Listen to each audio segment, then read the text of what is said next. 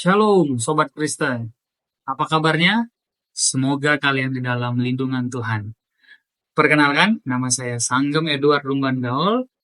Saya adalah penyuluh agama Kristen Kementerian Agama Kota Balikpapan. Bayangkan Sobat Kristen sedang berlayar di tengah lautan, di mana lautan itu bergelombang, ada badai yang kencang, ada hujan yang menerpa. Kalau kita bilang kapal itu sangat parah sekali. Sobat Kristen, di situ pasti kita membutuhkan yang namanya keselamatan.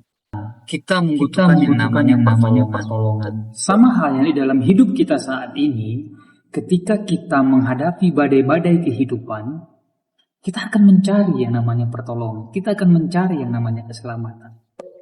Sobat Kristen, saya ingin mengatakan bahwa Allah adalah jangkar dari kehidupan kita, jangkar dari kapal kehidupan kita, sumber keselamatan kita, sumber pertolongan kita. Saat ini, saya mau berbagi pengalaman hidup saya kepada Sobat Kristen ketika saya menghadapi yang namanya badai-badai kehidupan. Saya berdoa juga supaya Sobat Kristen yang ada di sana, yang mungkin mengalami badai-badai kehidupan, dapat menemukan satu kedamaian.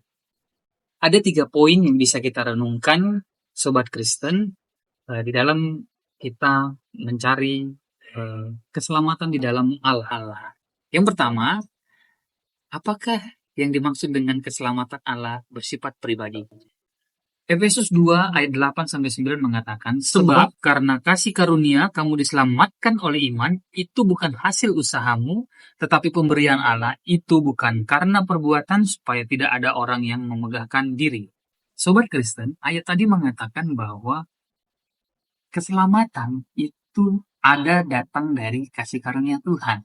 Untuk itu, keselamatan itu kita perlu rasakan.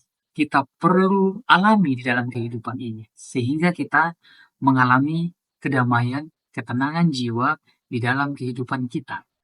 Ini bukan hanya tentang keselamatan secara umum, tapi ini adalah keselamatan secara personal, di mana kita mengalami kasih Tuhan, kita mengalami perjumpaan dengan Tuhan. Lewat apa? Lewat doa-doa kita, lewat pembacaan Alkitab. Bahkan kita mengalami satu anugerah Tuhan. Seperti yang tertulis di dalam Efesus 2 ayat 8-9. Sobat Kristen, poin yang kedua adalah bagaimana kita memahami secara penting bahwa keselamatan Allah itu bersifat pribadi. Memahami bahwa keselamatan Allah bersifat pribadi membuat kita lebih dekat dengan Tuhan. Kita merasakan hadirat Tuhan, kita merasakan kebaikan Tuhan di dalam kehidupan kita.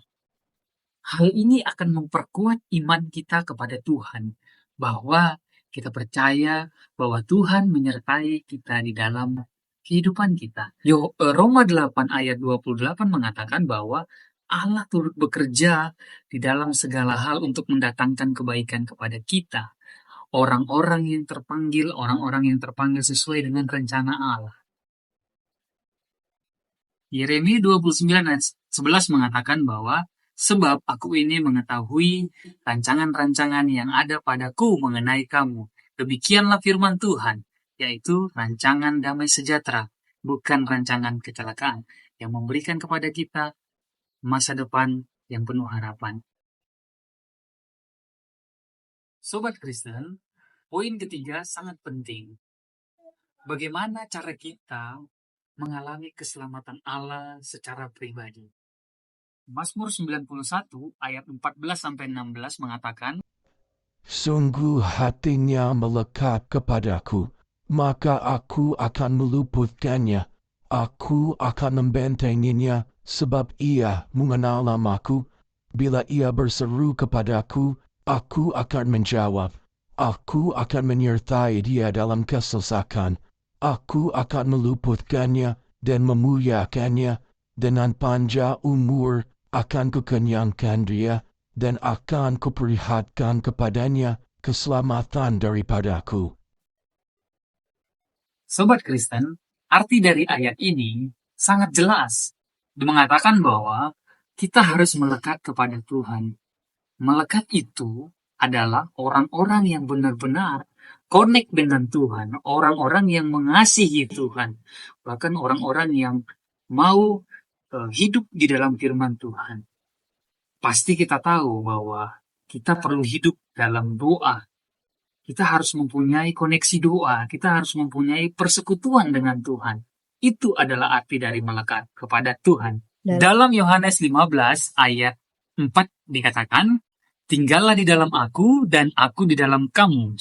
Sama seperti ranting, tidak dapat berbuah dari dirinya sendiri, kalau ia tidak tinggal pada pokok anggur. Demikianlah juga kamu tidak berbuah jika kamu tidak tinggal di dalam aku. Sobat Kristen, maksud dari ayat ini adalah agar kita tinggal di dalam Tuhan. Kalau kita tinggal di dalam Tuhan, berarti kita mempunyai hubungan yang dalam kepada Dia. Hubungan yang dalam kepada Tuhan itu sama seperti kita menghasilkan buah jiwa. Kita menghasilkan karakter-karakter Kristus di dalam kehidupan kita. Orang yang menghasilkan karakter Kristus, orang yang tinggal di dalam Tuhan akan melakukan pekerjaan-pekerjaan Tuhan, akan melakukan hal-hal yang hebat, dan pasti akan disertai di dalam kehidupannya. Jadi, mari Sobat Kristen, kita merenungkan makna keselamatan Allah yang bersifat pribadi. Kita percaya kepadanya, kita tinggal di dalamnya, kita melekat di dalam Tuhan, kemudian kita berbuah jiwa dan karakter untuk Tuhan. Dan semuanya ini untuk kemuliaan Tuhan. Tuhan Yesus memberkati.